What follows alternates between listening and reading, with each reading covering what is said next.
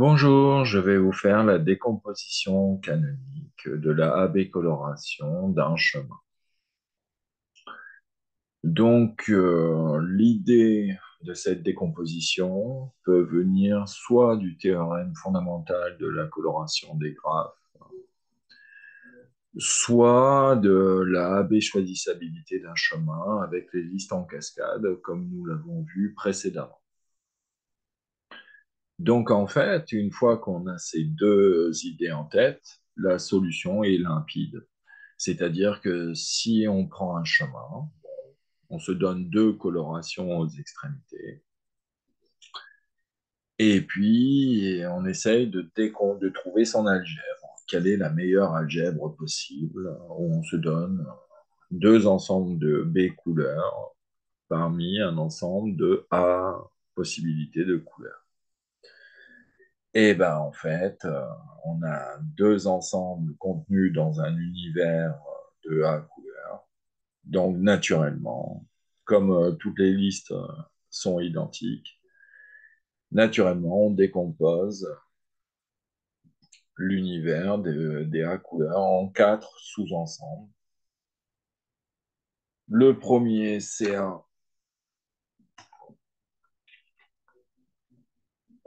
Le premier, donc on décompose tout des A couleurs en quatre sous-ensembles.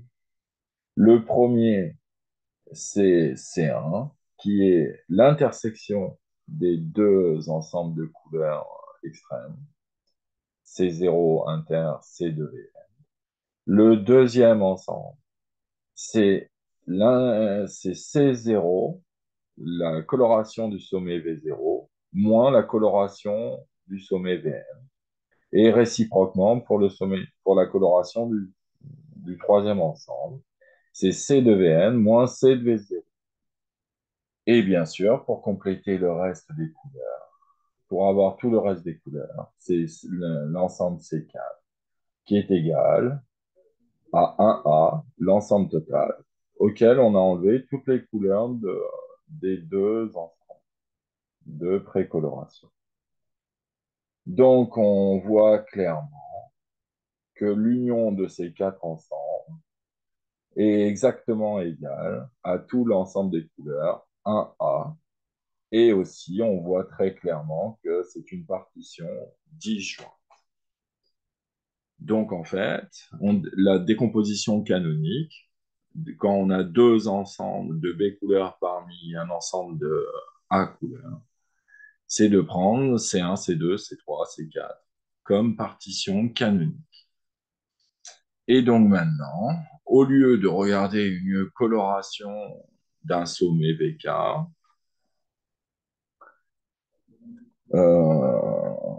au mieux de le regarder comme une liste de, de B couleurs, bon, on lui identifie un vecteur de quatre coordonnées qui est dans chaque coordonnée, première coordonnée par rapport à C1, deuxième coordonnée par rapport à C2, troisième coordonnée par rapport à C3, quatrième coordonnée par rapport à C4.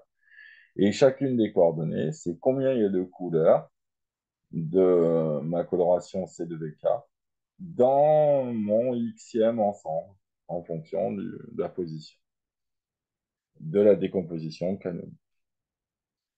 On voit très clairement par isomorphisme, par application de la théorie de Galois, avec le groupe des permutations de n éléments, qu'on a une classe d'équivalence à isomorphisme près. Au lieu de regarder une coloration comme un ensemble de B couleurs, on le regarde comme un vecteur de quatre coordonnées